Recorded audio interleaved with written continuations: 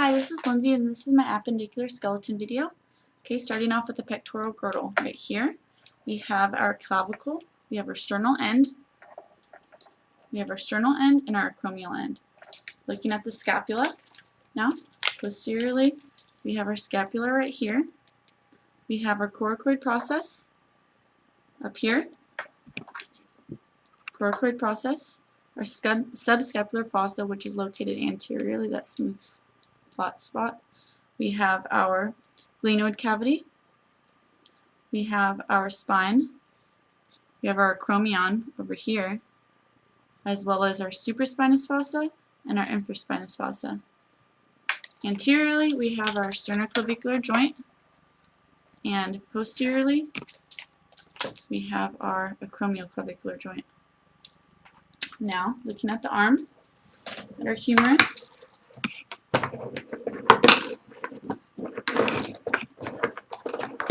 come on. Alright.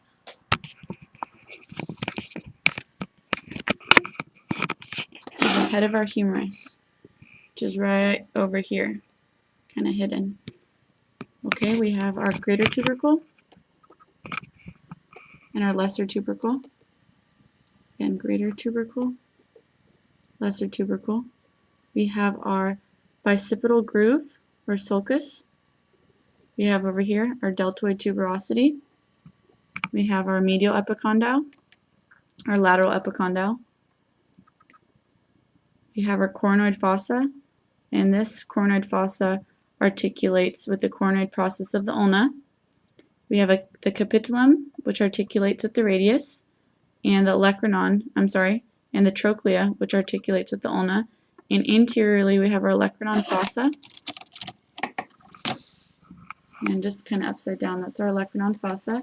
And what goes in here is the olecranon of the ulna. Looking at our ulna now, right here, we have our coronoid process of the ulna, right here. And we have our styloid process of the ulna, which is right, that little styloid process right there of the ulna. Right there. Okay, we also have, that's it. Now looking at our radius, we have the head of our radius, we have our radial tuberosity, which is right here, radial tuberosity, right there, and we have our styloid process of our radius, which is hard to see, but it is right there, styloid process of our radius. Now we're going to look at the carpus, and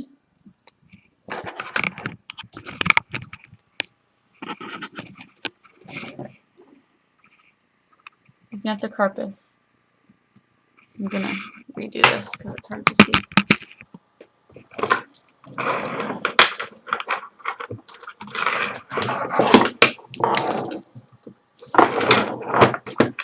Alright, looking at our carpus, we have lots of good bones. Okay, we have, starting with our proximal row, we have our scaphoid. Get that clear focus. Our scaphoid, our lunate, our triquetral, and medial to that is our pisiform. At our distal row, we have our trapezium. We have our trapezium. We have our trapezoid. We have our capitate.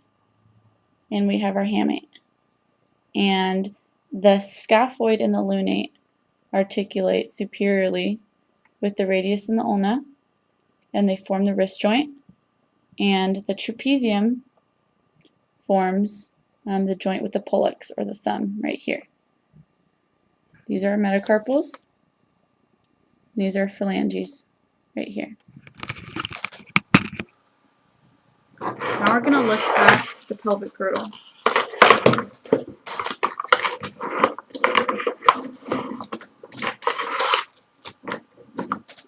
Alright, pelvic girdle is formed by two coxal bones. And these coxal bones are fused together originally from three different bones: the ilium, the ischium, and the pubis.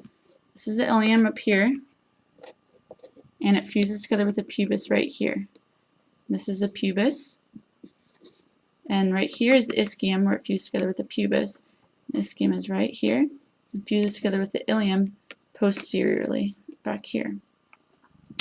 Okay, our pelvic girdle, we have our acetabellum right here. We have our pubic symphysis right here. We have our obturator foramen right here. We have our iliac crest right here. We have our anterior superior iliac spine. And we have our iliac fossa, our greater sciatic notch right there. And posteriorly we have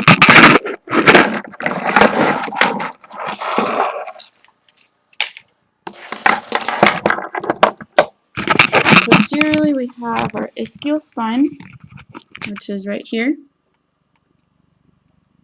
Our ischial spine and our ischial tuberosity. So both sides we have our ischial spine and our ischial tuberosity. Now we're going to look at lower part of the leg, the tibia and the fibula. Looking at the tibia, which is right here, we have the medial condyle, the lateral condyle. Down here, medial condyle, lateral condyle, tibial tuberosity, medial malleus, right down here at the distal end, medial malleus, and we have our distal tibiofibular joint and our proximal tibiofibular joint right here. Looking at the fibula, we have our head, our fibula, we have our lateral malleus down here. Now we're going to look at our tarsus.